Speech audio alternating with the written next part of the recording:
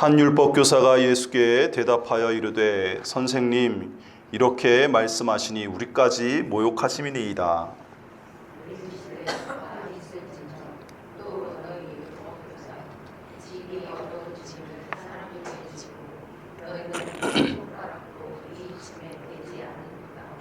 화 있을진저 너희는 선지자들의 무덤을 만드는도다. 그들을 죽인 자도 너희 조상들이로다.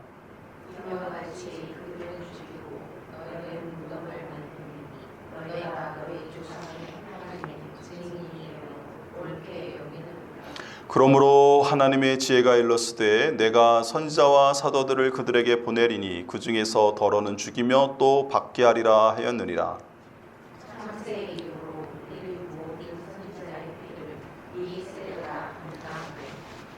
곧 아벨의 피로부터 제단과 성전 사이에서 죽임을 당한 사갈의 피까지 하리라. 내가 너희에게 이르노니 과연 이 세대가 담당하리라. 너희가 지식의 열쇠를 가져서 너희로 들어가지 않고 또 들어가고자 하는 자들이 많으리라 하시니라. 네, 거기서 나오실 때 서기관과 바리새인들이 거세게 달려들어 여러 가지 일을 따져 묻고 그 일에서 나오는 말을 직접 잡고자 하여 노리고 있다. 아멘. 할렐루야. 네, 오늘 성경 말씀은 앞부분부터 이어지는 말씀인데요. 예수님께서 어느 한 바리새인의 초청을 받아서 식사 대접을 받는 장면으로부터 이 이야기가 시작이 됩니다. 7장에서 바리새인은 예수님께 손 씻을 물도 내주지 않았는데 이 사람은 예수님을 제대로 예우했어요. 그래서 손발을 씻을 물을 내드렸는데 놀랍게도 이번에는 예수님께서 씻지 않으셨습니다. 근데 그것은 예수님의 의도적인 행동이었죠. 이 사람이 이상히 여길 때 예수님이 그에게 한 가지 가르침을 주셨어요. 무슨 가르침이었냐면 핵심적인 내용은 이거죠. 참된 정결은, 우리를 정말 깨끗하게 하는 것은 우리의 외적인 정결, 손과 발을 씻는 그런 걸로 우리가 정결해지는 게 아니고 우리의 속 마음, 부정한 마음, 악한 마음들을 정결케 하게 만드는 것, 그런 것들을 하나님 주신 거룩한 마음으로 바꾸는 것. 그래서 우리 안에 사랑하는 마음, 거룩한 마음, 또 하나님 앞에 충성하고자 하는 그런 마음들로 충만히 채워질 때 그게 우리가 이제 온전한 신앙인이 되는 것이고 그게 우리를 정결케 하는 것이다. 정결한 상태다. 주님이 이제 그런 가르침을 주셨어요. 그래서 그렇게 말씀하시면서 예수님께서 또 다른 가르침을 몇 개 더 주셨는데 이 바리새인들이 잘못하고 있는 것들에 대해서 하나는 11조였죠. 그래서 박하회양과 근체라고 과거에는 번역했던 하나님께서 11조를 들어간 부분을 철저하게 이제 적용해가지고 조미료와 모든 채소에 대해서 11조를 철저하게 드리는 그런 모습을 예수님이 인용하시면서 그것은 잘하는 것이지만 너희들이 놓친 게 있다고 지적해 주시죠. 그게 하나님에 대한 사랑과 공의라는 측면을 놓쳤다. 11조와 관련해서 그 부분을 지적해 주셨고 마지막에는 명예 추구와 관련해서 지적을 하셨어요. 화 있을진저 바리새인들이여 하시면서 마지막에 이제 말씀하신 게 시장 어귀에서 사람들 앞에 문안받으려고 43절에 나와 있듯이 그렇게 서 있고 사람들이 인사할 때 만족해하는 그런 모습들, 그리고 그 앞서서는 회당의 높은 자리에 앉으려고 하는 이런 모습들을 가지고 비판하셨어요. 근데 이 말씀이 이제 43절 말씀이 그 옆에 이제 있던 한 율법학자의 마음을 좀 건드렸던 것 같아요. 그 마음이 불편했던 것 같아요. 왜냐하면 이 회당의 높은 자리에 앉는 것은 율법학자들이 앉는 거예요. 일반 바리새인들이 아니고 바리새인들은 이제 평신도거든요. 근데 그 평신도들을 가르치는 자들이 이제 바리새파 율법학자들이에요. 그 율법학자는 제사장도 율법학자가 될 수 있기 때문에 사두개파 율법학자도 있어요. 그렇지만 대부분은 바리새파 율법학자들이 많은데 이 바리새파를 가르치고 지도하는 정신적인 스승들이 이런 율법학자, 서기관들이죠.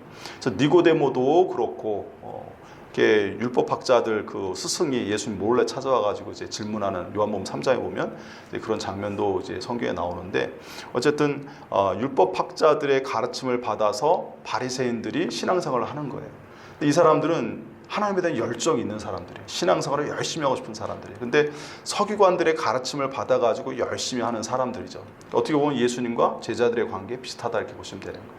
근데 이 회당에서 예배 드릴 때 높은 자리, 모세의 자리라고 하는 곳에 앉아가지고 말씀을 강론하는 자는 일반 바리새인들이 아니고 대부분 이 상황이 구성되어 있는 지금 식사잔치 자리에 구성되어 있는 상황, 율법학자가 있고 예수님과 제자들이 있고 또 바리새인들이 있을 때 그 자리에 앉을 수 있는 사람은 누구냐면 율법학자밖에 없는 거죠. 제자들 앞에서 선생님 가서 가르쳐야지 제자들 보고 가르치라고 하겠습니까?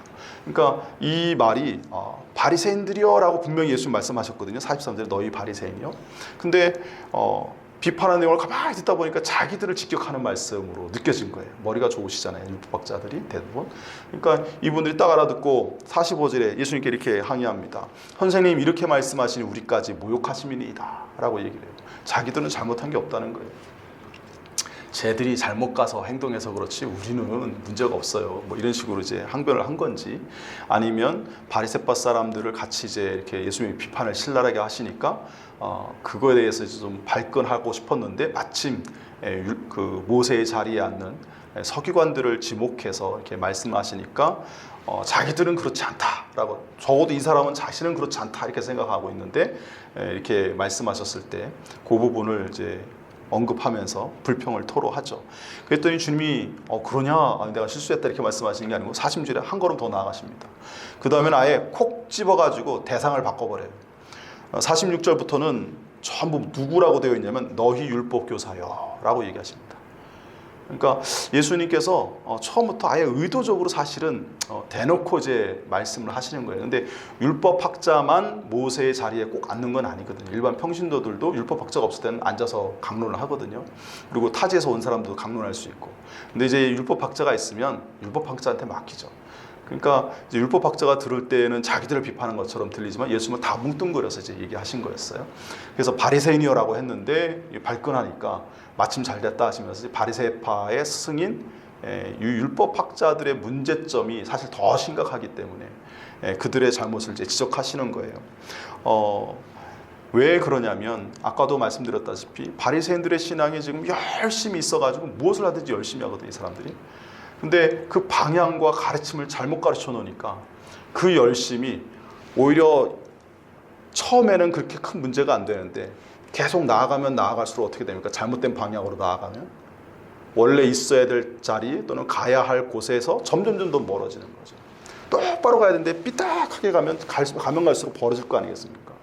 그러니까 원래 하나님의 백성이 올바르게 신앙해야 될 모습이 분명히 성경에 가르쳐져 있는데 그것과 동떨어서 엉뚱하게 가다 보니까 나중에는 하나님 말씀을 사람의 계명으로 폐하기도 하고, 바리새인들 가운데 율법학자들이 가르치는 것을 엄밀히 얘기하면 또 하나님 말씀을 왜곡해가지고 그 주객을 뒤집어 놓기도 하고, 그런 것들을 예수님이 신랄하게 비판하시잖아요. 그래서 그런 일들이 벌어지는데 그게 다 누구 책임입니까?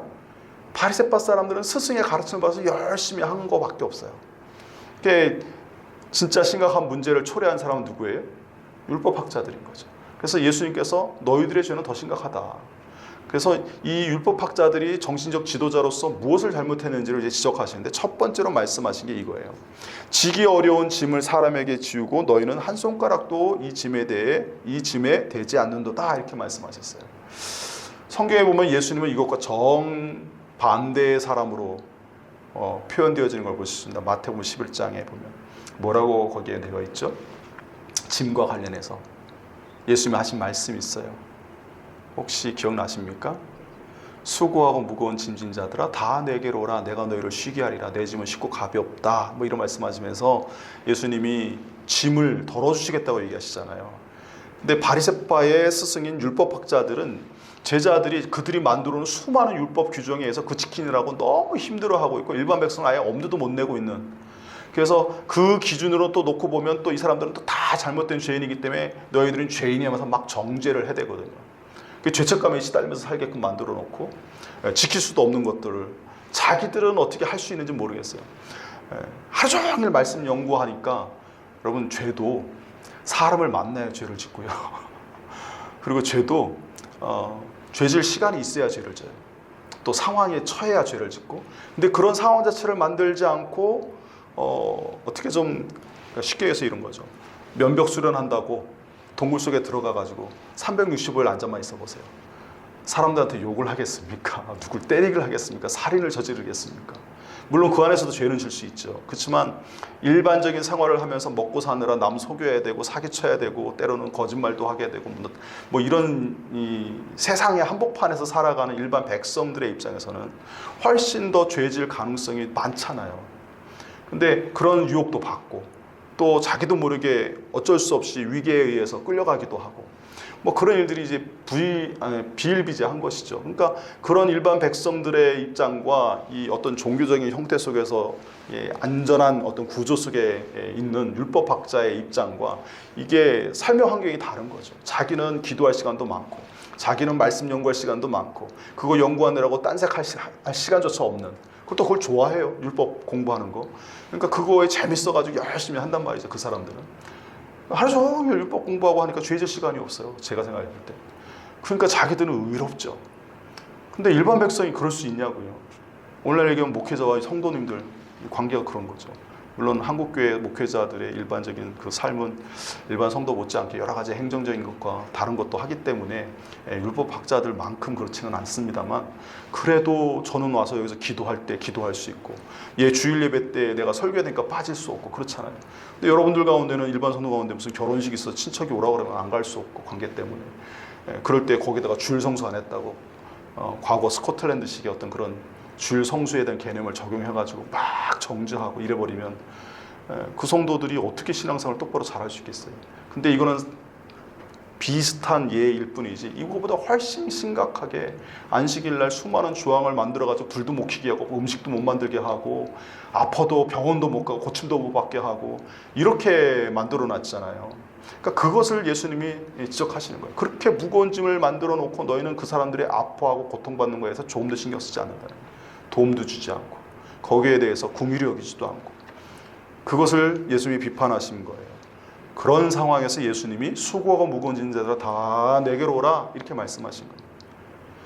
그 시대의 일반 백성들, 비종교인들의 그 아픔과 고난과 그 힘듦, 어디 가서 하소연도 할 수 없고 죄인 취급당하면서 늘 죄책감에 시들리며 사는 백성들에게 예수님만이 유일하게 그들에게 소망을 주고 위로를 주고 은혜를 베푸신 분이심을 여러분 기억하시길 바랍니다. 그리고 그 예수님이 사실 우리에게도 그래요. 여러분, 우리는 하나님 말씀대로 잘 살아야 되는 건 맞아요. 의를 행해야 되고 성결해야 되고 하나님 말씀에 순종하는 삶을 살아야죠. 근데 우리가 온전히 주님처럼 하나님처럼 그렇게 살 수 있냐는 거예요. 그럴 수는 없잖아요. 때로는 죄를 짓고 때로는 넘어지고 때로는 상처를 입으면 고통스러워하고 아파하고 또 너무 일이 많아서 지쳐가지고 번아웃 되면 때로는 그것 때문에 쉽게 분노도 하고 쉽게 우울증에 빠지기도 하고 그런 증상들이 우리에게 나타나죠. 제가 최근에 어떤 설교를 하나 들은 바 있어요. 그러니까 이제 너무 바쁘게 살다 보면 또 그럼에도 불구하고 일에 성과가 나지 않으면 사람들이 번아웃 된다는 거예요. 번아웃 되면 첫 번째 증상이 평소에는 안 그랬던 사람이 짜증을 잘 내고 화를 잘 낸다는 거예요. 그리고 우울한 마음에 막 침체되어 있고 무기력하고 막 몸이 항상 피곤하고 뭐 이런 증상이 나타난다는 거예요. 정확히 의학적으로 맞는 얘기죠. 근데 이제 그래서 항상 기뻐하라, 쉬지 말고 기도하라, 범사에 감사하라 하는 말씀 가지고 항상 기뻐하는 것이 주님의 뜻이다. 그래서 이제 우리 예수 믿는 사람들은 항상 그럼에도 불구하고 기뻐해야 되고 즐거워해야 되고 해야 된다. 그리고 그것을 위해서는 하나님 앞에 나와서 개인 기도해야 된다. 기도하는 삶이 그런 것을 살 수 있는 동력이 된다. 틀린 말은 아니에요. 맞는 말이에요. 근데 여러분 잘 아시다시피 항상 기뻐한다라고 하는 것이 감정적으로 항상 기뻐하는 것을 뜻하지는 않아요. 그건 믿음 안에서 의지적으로 하나님 앞에 믿음의 고백으로 힘든 가운데서도 내 마음이 우울하고 두렵고 때로는 분노로 가득 찰지라도 주님의 약속을 믿고 믿음으로 고백하는 의미도 있어요. 그러니까 무슨 얘기를 말씀드리고 싶은 거냐면 항상 기뻐하는 것이 하나님이 원하시는 것이긴 하지만 우리가 항상 기뻐하지 못한다고 해서 정죄받는 그거는 아니라는 거예요. 그리고 우리는 항상 기뻐할 수는 없어요. 감정적으로. 항상 하하호호 웃으면 그거 정신 나간 사람입니다. 하나님이 우리의 인간의 몸을 그렇게 만들지 않으셨어요. 힘든 일을 당하면 슬픔을 느껴야 돼요. 그래서 울어야 돼요. 그래서 그게 해소가 돼야 돼요. 분노 게이지가 올라가면 화를 내야 돼요. 그래서 해소가 돼야 돼요. 근데 이제 그거를 하나님 안에서 은혜롭게 잘 화를 내고 잘 슬퍼하고 잘 견뎌가는 방법을 주님과 함께 이제 해 나가면서 극복해 가라는 게 하나님 말씀이지, 그런 감정 자체를 부정하지 않으세요. 그리고 하나님이 열심히 했는데 결과가 없어서, 또는 낙심해서 번아웃 돼가지고 완전히 침체돼 있고 두렵고 우울하고 막 슬픈 감정, 그래서 심지어는 빨리 죽었으면 하는 생각에 빠져 있는 그런 사람들이 있거든요. 근데 하나님이 거기에 대해서 뭐라고 하실까요? 너 항상 기뻐하지 않고 왜 그렇게 그런 마음 가져? 믿음이 없어서 그래. 너 벌써 연약해서 진 거야. 그건 잘못된 모습이야. 이렇게 지적하셨을까요? 성경을 보면 그렇지 않아요. 여러분, 모세가 백성들이 하도 힘들게 하니까 차라리 나를 죽이시고 다른 사람을 지도자로 세워주라고 했을 때 하나님이 모세 책망하지 않았어요. 그를 도울 수 있는 방편을 만들어 주셔서 그가 그 힘듦으로부터 벗어나게 해주셨어요. 그 감정과 그가 느끼는 그 죽고 싶은 마음, 이거를 책망하지 않으셨다니까요. 그리고 엘리야가 갈멜산에서 승리한 직후에 이제 아합과 이세벨이 이제 돌아서고 백성들이 돌아서 금방 좋아질 거로 기대를 했는데, 이세벨이 막 강력하게 저항을 하면서 막 있던 나머지 선지자들까지 다 잡아 죽이고, 막 이 엘리야도 죽이겠다고 사람 보내고, 막 그래서 쫓겨 도망가다가 남쪽 유다 광야 저 밑에 가서 이제 사막 네겝지역까지 들어가거든요. 마지막에 갈 때는 자기 종자를 놔두고, 부엘세바에 놔두고 자기만 가요. 뭐냐면 죽으러 가는 거예요. 그러고 나서 하나님, 나를 이제는 족하니 나 여기서 데려가시라고 그런 기도를 올리잖아요. 근데 하나님이 까마귀 보내서 먹을 거 주시고 몸을 회복시키신 다음에 영적으로 심적으로 회복은 어디서 시키세요? 호렙산까지 데려가세요. 호렙산을 그 부엘사바에서 애굽에 그 가기 직전에 그 시나이 반도까지 가가지고 그 내려가는 길이 가까운 거리는 아니잖아요. 근데 하나님이 모세가 하나님을 만났던 그 장소까지 엘리야를 데려가서 거기서 만나주시고 3가지 사명 주셔서 엘리야 세우고 예후 세우고 또 하사엘 세우고 이렇게 사명을 주셔서 그에게 힘을 주고, 그러면서 하나님께서 말씀하시기를 남은 자들이 있다고, 다 죽은 거 아니라고 소망을 주셔요. 그러고서 이렇게 세우시고 힘 주시고 이렇게 회복시켜 주시거든요. 그러니까 그리고 바울 사도도 그렇죠. 항상 기뻐하라고 고백한 바울 사도의 그 고백이, 여러분 오늘 성경 말씀 제가 잠깐 인용을 했는데 데살로니가 전서 5장 16, 18절 말씀을, 근데 그 말씀, 항상 기뻐하라는 말씀을 한 사도 바울이지만 그도 아테네에서 선교하고 난 뒤에 굉장히 큰 침체에 빠져요. 아주 실망해요. 하나님의 성령이 인도해서 마케도니아까지 건너갔거든요. 근데 가자마자 빌립보 감옥에 갇히고 데살로니가 가서 쫓겨나가고, 또 자기가 이제 학자다 보니까 이 바울도 나름대로 이 학문의 고장인 아테네에 가서 거기 있는 여러 학파의 학자들과 만나서 대화도 하고 논쟁도 하면서 복음을 전하면 딴 사람들은 몰라도 이 사람들은 식자니까 내가 하는 말을 알아들을 거야. 그리고 내가 하는 복음을 잘 영접할 거야 라고 기대를 잔뜩 하고 갔어요. 갔는데 잘 아시다시피 아라우바고 법정에서 연설하고 설교하고 막 했지만 거기서 믿는 사람이 극소수예요. 대부분의 사람들이 거부하고 그냥 그런가 하고 이제 새로운 학설을 들었다 하고 그냥 넘어가는 거죠. 대수롭지 않게. 수많은 이야기 중에 하나로 취급하면서 하찮게 여기는 거예요. 그거에 사도 바울이 큰 충격을 받던 것 같아요. 그래서 홀로 고린도로 내려가가지고 처음에 있을 때 완전히 다운되어 있었어요. 다 포기하고 싶은 정도에. 근데 그때 하나님이 어떻게 하시냐면, 바울 너 왜 이렇게 침체해 있어? 그런 거 가지고 주눅 들어 있으면서 막 푸시하신 게 아니고 브리스길라 아굴라 부부를 붙여주셔가지고 그 집에 유하면서 먹고 마시면서 쉬면서 그들과 함께 천막, 원래 이제 사도 바울도 율법 교사로서 이제 아버지가 어렸을 때부터 한 가지 직업 교육을 훈련시킨 게 있는데 이게 텐트 만드는 기술이었거든요.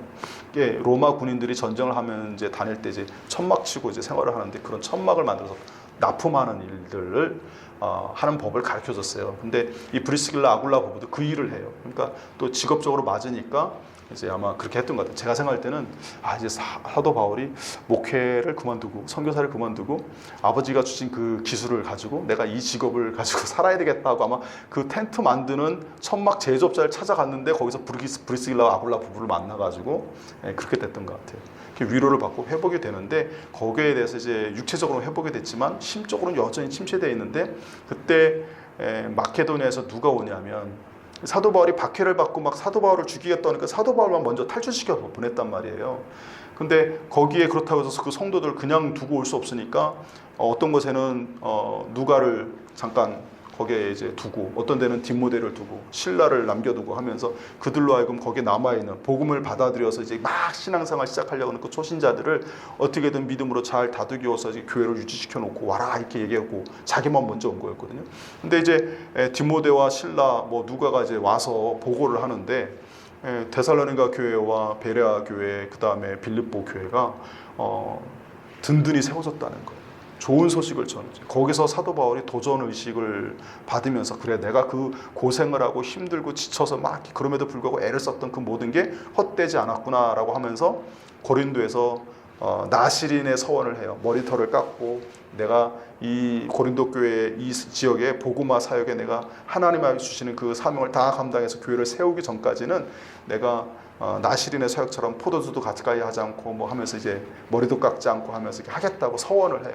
그리고 1년 6개월을 사역하고 성공적으로 마치고 나서 나시린 정결내서 머리털 다시 깎고 이제 다시 에베소로 가는 과정이 선교 역사 과정에 나오거든요. 근데 그 과정에 사도 바울도 큰 침체를 겪어요. 사실 그럴 수밖에 없죠. 억울하게 매 맞아 죽을 뻔도 수없이 하고 배도 파손 뭐 3번씩이나 했다 하고 나중에 그 고난의 목록 보면 얼마나 그 매를 많이 맞았는지 40에 하나 감한 매를 예수님은 한 번 맞으셨거든요. 근데 사도 바울은 그것도 여러 번 맞았어요. 여러분 그 40에 하나 감한 매를 맞을 때 우리가 그냥 부모님한테 회초리 맞는 수준이 아니잖아요. 특히 이 로마 관리들이 때리는 이 회초리가 이게 보통 회초리가 아닌 거예요. 그 채찍이. 예수님 같은 경우 이제 십자가에 지는 중죄인의 경우에는 쇠 같은 거, 뼈조각 같은 거 박혀가지고 사람의 살갗이 날아가는데 아마 사도 바울은 그 정도는 아니었으리라고 생각을 해요. 근데 그럴 수도 있어요. 왜냐하면 사도 바울이 고소되는 그 죄의 명을 보면 소요죄거든요. 선동죄. 근데 이게 뭐냐면 로마에서 로마 제국이 세워놓은 질서를 사람들을 선동해서 반역을 꾀하게 하는 게 선동죄예요. 소요죄. 그게 사실은 굉장히 큰 중죄거든요. 그러니까 사도 바울을 제거하려고 하는 자들이 예수 운동을 그렇게 왜곡해가지고 가는 곳마다 보면 그 소유죄, 선동죄로 고소를 해가지고 사도 바울을 아예 사형시키려고 십자가에 못 박으려고 시도하는 걸 보거든요. 근데 이제 그런 것들을 고려해 보면 충분히 가능성은 있지 않을까 이렇게 생각이 들어요. 아마 죽다 살아난 경험도 있으리라 저는 생각을 합니다. 근데 또 중요한 건 뭐냐면 그런 일들을 겪고 나면 사람이 어떻게 하하호호 하겠어요. 사도 바울이 항상 기뻐하라, 쉬지 말고 기도하라, 범사에 감사하면서 항상 기뻐하고 기도하는 거 이런 것들이 중요하다라고 하는 걸 얘기를 하지만 동시에 그 기도하는 과정을 통해서만 이게 이루어질 수 있다라는 영적 비결을 우리에게 알려주면서 이 말씀을 했어요. 근데 다른 곳에 또 보면 부할 때든지 비날 때든지 항상 어떠하든지 자족하는 은혜를 얻었다라고 하잖아요. 그게 무슨 얘기냐면 사도 바울은 뭘 깨달은 사람이냐면 환경과 상황과 내 처지에 내가 좌우되지 않는다는 걸 깨달은 사람이에요. 그런 측면에서 항상 기뻐하고 범사에 감사하고 하는데 기도의 삶을 통해 묵상을 통해서 이제 그게 극복되어진다는 거지. 바로 은혜 주시면 굉장히 슬픈 상황이었는데 1분 뒤에 갑자기 기쁨으로 충만해져서 항상 물론 하나님이 그런 은혜를 경험시켜주기도 해요. 저도 경험해 본 적이 있으니까. 근데 그걸 부정하는 건 아니지만 항상 우리에게 1년 내내 360을 그렇게 하나님 우리 감정이 갑자기 확 기쁨으로 막 충만해서 막 이렇게 하고 의욕이 막 넘쳐가지고 막 갑자기 사람이 벌떡벌떡 일어나고 이렇게 만드시지는 않아요. 그 과정이 기도의 과정을 통해 주님 안에서 회복되는 과정을 통해 시간이 걸려요. 짧을 수도 있고 길 수도 있지만 그런 과정들이 필요해요. 왜냐하면 그런 과정들을 겪어보지 않는 지도자는 다른 분들 또 지도자가 아니더라도 타인에 대해서 이해할 수가 없어요. 제가 목회자로서 일을 하면서 젊었을 때 좀 힘든 일들도 좀 해봤는데 먹고 살아야 되는 상황이 좀 있어가지고 근데 그때 잘한 경우도 있지만 잘못한 경우도 있어요. 일을 잘 못하는 경우. 근데 그것 때문에 일을 잘해야 되는데 잘 못하면 스트레스를 받잖아요. 직장에서. 그런 것들을 겪으면서 사람들한테 그 갈등, 그 직장 상사 때문에 눈치 봐야 되는 거, 그리고 갈 때마다 일 잘못해서 막 저도 좀 성격이 꼼꼼하고 뭐 내성적인 부분이 있어서 그거 되게 힘들거든요. 누가 뭐라고 안 해도 내 스스로가 힘든 거죠. 잘 못하고 그러면 눈치 보이고 막 스트레스 받고 막 걱정되고 가기 전날부터 스트레스 받고 또 갔다 와서도 오늘 하루 무사히 겨우 살았다 뭐 이렇게 하기도 하고 사람이 나중에 힘들더라고 우울해지기도 하더라고요. 근데 가르쳐주질 않아요. 가르쳐주고 일을 시키면 참 좋겠는데 가르쳐주지도 않고 쪼기만 하니 사람이 바보가 되더라고요. 그런 경험도 해보면서 제가 느낀 게 뭐냐면 우리 성도님들이 직장 생활하면서 얼마나 힘들게 스트레스 많이 받을까 뭐 이런 게 이해가 되거든요. 그러니까 그런 감정들을 겪는 것도 하나님께서 우리를 타인을 이해하고 이웃을 사랑하게 하기 위해서 때로는 그런 것들이 필요하거든요. 그래서 하나님이 제가 말씀드린 핵심의 요지는 뭐냐면 하나님의 핵심 메시지는 우리에게 항상 기쁨으로 살아가길 바라시지만 그것은 현실적으로 우리에게 주어지는 상황은 그렇지만은 않다. 그러나 그 상황도 저런 상황도 다 겪어가면서 그런 것들을 이해하고 경험하면서 타인을 이해하고 또 그런 상황 속에서 또 기도하면서 믿음으로 주님과 함께 그런 것들을 극복해 가면서 최종적으로는 하나님 주시는 기쁨으로 회복되는 승리의 삶을 살라는 말씀이지 어떻게 매 순간순간 기뻐하며 즐거워하며 그렇게 살겠습니까? 그것은 궁극적으로 하나님 우리에게 주신 목표를 제시해 주신 것이고 매 순간순간 그렇게 나아가는 거죠. 그리고 때로는 주를 위한 근심이라는 표현도 있잖아요. 성경에 보면. 때로는 걱정하고 근심하는 게 꼭 부정적인 것만은 아니에요. 내 먹고 사는 문제, 하나님 걱정하지 말라고 했는데 걱정하는 것이 문제이지 하나님의 나라와 의를 구하면서 또 다른 성도들을 위해서 걱정하고 염려하는 것은 잘못된 근심이 아니에요. 주를 위한 근심도 있어요. 그리고 예수님도 여러분 우리가 화내는 거는 나쁜 것이다 생각하지만 예수님의 거룩한 분노가 있잖아요. 성전에서 정결 작업 하실 때 보면 예루살렘 성전에서 사람들이 하나님의 성전을 강도의 소굴로 만들어 놓고 돗대기 시장 만들어 놓으니까 다 내쫓으시면서 크게 분노하셨잖아요. 그런 모습들, 그러니까 이 때로는 잘못된 것들에 대한 의분을 느끼는 거, 그것도 분노거든요. 근데 그것은 올바른 분노고 좋은 분노고 하나님의 뜻에 부합된 분노일 경우에 그것은 허용되는 것이에요. 그러니까 그런 부분들을 우리가 잘 이해하셔야 하니까 모든 것들을 어느 한 면을 놓고 단정적으로 이렇게 만드는 것은 문제다라는 생각이 들고 또한 그 말씀과 관련해서 또 이렇게 오해할 소지를 줘요. 무슨 얘기냐면 어쩌다가 한두 번 그런 말씀을 전하시면 우리가 잘 이게 중용을 지킬 수가 있는데 제가 경험해 본 바에 의하면 늘 사람들 앞에 축복을 얘기하시면 축복을 많이 얘기하시고 부자 되는 거, 복 받는 거라고 생각하시고 또 행복하게 사는 거에 초점을 둬서 설교하시는 분은 그쪽으로 많이 설교하시더라고요. 그 성도들을 사랑하는 마음으로 하는 거는 제가 이해는 하지만 그런 설교를 계속해서 성도들이 듣게 되면 어떤 현상이 벌어지냐면 예수 믿는 것은 나의 행복을 위한 것이 돼요. 그러니까 그분들이 잘못했다기보다 어떤 그런 요소가 있다는 거예요. 그리고 성도들도 그런 것들을 바라고 교회를 사실 왔기 때문에 거기에 시선이 고정되어서 오직 나의 감정, 내가 얼마나 평안하고 내가 얼마나 행복하고 얼마나 기쁨을 느낄 수 있을까 거기에 초점을 두고 신앙생활을 그것을 위해서 해요. 근데 그것은 여러분들 우리의 신앙을 올바르게 똑바로 가게 만드는 게 아니고 비스듬하게 가게 만들어요. 여러분 신앙생활의 궁극적 목적은 무엇입니까? 나의 행복입니까? 아니잖아요. 성경에 나와 있죠. 먹든지 마시든지 무엇을 하든지 하나님의 영광을 위해서 하라고. 그리고 우리 개인적인 신앙의 최종 목표도 무엇입니까? 이 땅에서 잘 먹고 잘 살고 내가 행복하고 즐거운 삶을 사는 겁니까? 매 순간 기쁨을 느끼며 사는 겁니까? 그러면 좋겠죠. 그렇지만 성경은 그렇게 말하지 않죠. 모든 영혼들이 어딜 가야 돼요? 천국을 가야 돼요. 하나님 나라에 들어가는 거, 거기서 영생을 하는 거. 지옥 가지 않고 우리의 죄사함의 은혜를 얻어서 예수 그리스도로 말미암아 구원을 얻는 것. 이게 최종 목적이죠. 이게 해결되고 난 다음에 이 땅에서도 잘 살면 좋죠. 근데 때로는 하나님께서 누군가는 사도 바울과 같이 고난의 길을 가야만 하거든요. 그래서 주님을 사랑하는 자들에게 주님이 부탁하시잖아요. 베드로에게 내 양을 먹이라. 네가 나를 사랑하냐 하면서 3번이나 부탁을 하시잖아요. 명령하셔도 상관없는데 주님이 그렇게 부탁하시면서 다른 제자들에게도 각자 자기를 부인하고 자기 십자가를 지고 나를 따라와야 된다. 죽고자 하는 자는 살 것이다. 이런 얘기를 하시잖아요. 그런 얘기를 왜 하시겠습니까? 주님이 우리가 행복하게 살길 원하시는 건 분명한데 이 땅에서 한 영혼이라도 더 구원하고 한 사람이라도 더 지옥 백성을 하나님 나라 백성으로 만들기 위해서는 누군가는 그 길을 가져야 되는데 그 길이 쉽지 않아요. 사단의 영적인 도전과 거센 회방이 있고 공격이 있기 때문에 그 길을 걷는 자들에게 핍박과 환난이 있다는 거예요. 그래서 예수님이 계속해서 그 부분을 강조하시잖아요. 그죠? 너희가 집이나 전토나 자녀나 뭐 이런 거 포기한 자는 100배의 보상을 받고 뭐 하나님 나라의 영생이 보장되는데 뭘 겸하여 받는다 그럽니까? 핍박을 겸하여 받는다라고 말씀하셨어요. 그리고 복 있는 사람에 대해서 이야기할 때도 맨 마지막에 뭘 얘기하십니까? 나 복음을 위하여 박해를 받는 자는 복이 있다. 이런 얘기를 하시잖아요. 그러니까 하나님 나라와 세상 나라는 대적하는 지금 상황이기 때문에 영적으로 우리가 영적 전쟁을 하다 보면 누군가는 상처를 입고 힘든 과정을 뚫고 지나가야 되는 그 역할을 감당해야만 하는 거죠.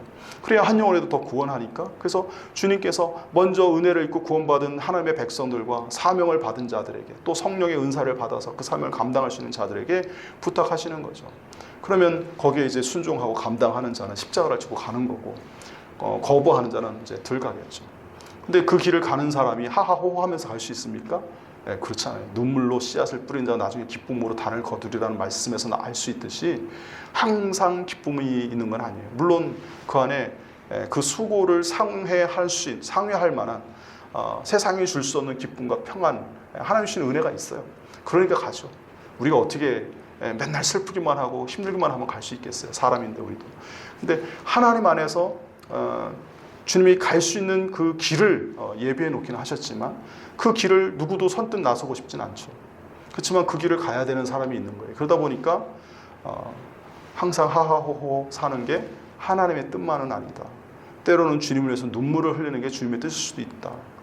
그리고 그런 사람들을 특별히 하나님이 불러서 세우신다라고 하는 거고 하나님께 특별히 하나님을 위해서 살겠다고 헌신하는 사람들은 다 그런 과정의 길을 가는 사람이다라고 생각하셔야 합니다. 그리고 진짜 평안함과 온전한 기쁨과 이 즐거움은 어디서 우리가 누리게 됩니까? 이 땅에서 수고한 것을 하나님께서 보상해 주심과 더불어서 받게 되는 하나님 나라 가서 궁극적으로 우리가 거기서 기쁨을 누리는 거죠. 사도 바울의 인생은 행복, 기쁨 뭐 이런 걸 얘기했지만 그는 이 땅에서 무엇만 사실은 추구했던 사람이네요. 십자가 지는 것만을 추구했던 사람이에요. 하도 갈라디아 교회 이단들이 와가지고 뭐 이런 자랑 저런 자랑 인간적 자랑을 하니까 사도 바울이 마지막 6장에 나는 십자가밖에 자랑할 게 없다. 십자가의 흔적밖에. 그러니까 내가 십자가 예수님 위해서 십자가 지고 고생한 것밖에는 나는 자랑할 게 없어라고 얘기를 하잖아요. 그렇게 말할 수 있다는 건 그것을 추구했기 때문이에요.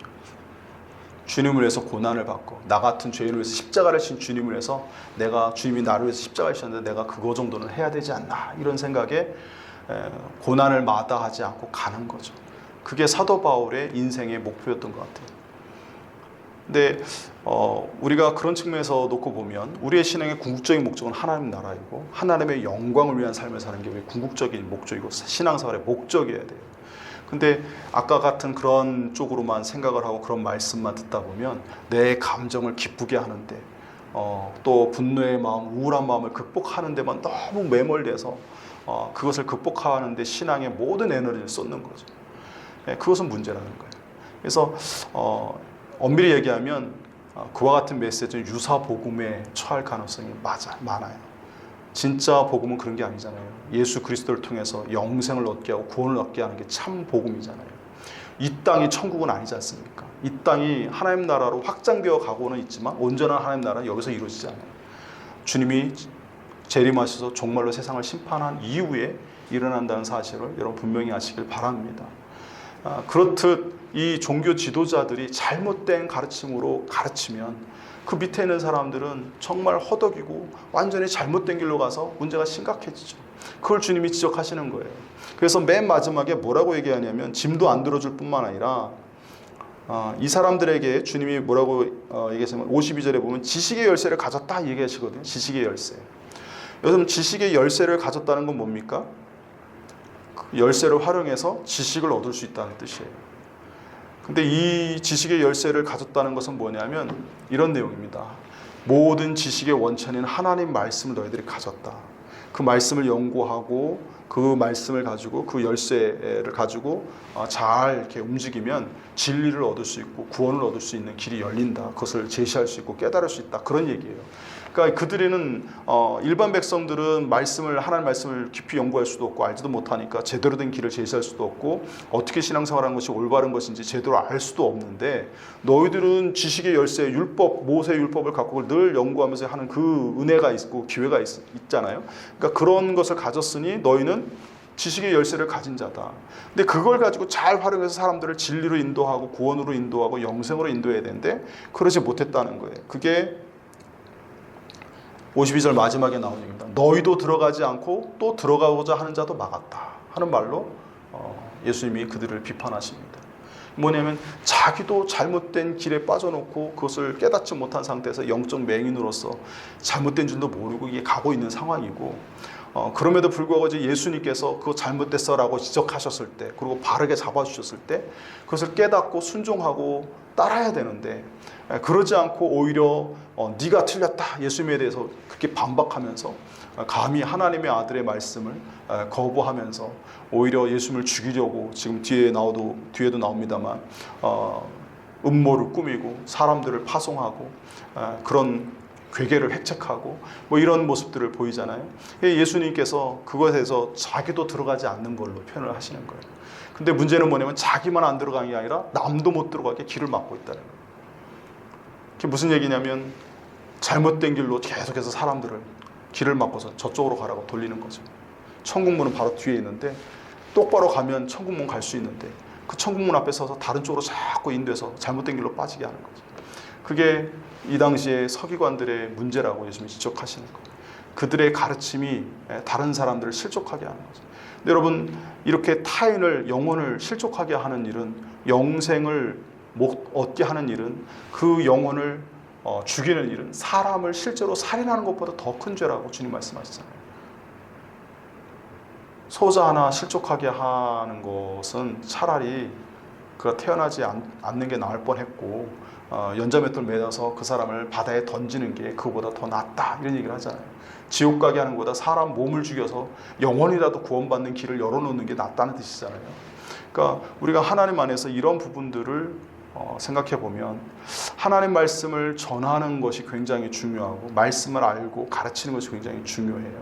그러니까 일단은 목회자들이 또 종교 리더들이 굉장히 중요함을 우리가 알 수 있죠. 그러니까 그분들이 잘못된 길로 가지 않고 인본주의로 가지 않고 아까 얘기한 그런 사례처럼 우리를 신앙의 핵심에서 비껴나가 신앙생활을 열심히 하는 것 같고 맞는 말씀인 것 같은데 포인트가 비껴나가서 엉뚱한 길로 나아가게 하는 그런 가르침에 현혹되지 않도록 또 그런 것을 가르치지 않도록 우리가 중보기도해야 되겠다는 것이 일단 첫 번째 권면의 말씀이고 두 번째는 목회자들만 말씀 말하는 게 아니잖아요. 교회 안에서 여러분들도 수없이 말을 합니다. 신앙에 대해서. 누가 고민하면 옆에 성도나 자녀나 또는 내가 가르치는 누군가에 향해서 하나님 말씀 내가 알고 있는 지식 한도 내에서 막 가르쳐 주려고 애를 써요. 선한 마음으로. 근데 아무리 선한 마음으로 가르치려고 이렇게 권면하고 저렇게 권면해도 하나님 말씀에서 비껴나서 잘못되어 있으면 어떻게 되겠습니까? 나도 망하지만 그도 망하게 하는 일이에요. 근데 그 일이 굉장히 심각한 일이 될 수 있음을 여러분 기억하시길 바랍니다. 오죽하면 예수님께서 화했을진저 저주가 있을지어다 라는 표현이라고 했잖아요. 예수님이 심판하신 거예요. 물론 이 심판의 메시지를 선포했다 할지라도 그들이 돌이켜 회개하고 돌아오면 그들은 구원을 받습니다. 근데 그러지 않고 계속하면 그게 확정되어지는 거죠. 그만큼 이 일이 굉장히 중요하다라고 하는 거예요. 그래서 우리 세소망학교 성도님들께서는 하나님 말씀을 알되 정확히 아셔야 되고 잘 아셔야 됩니다.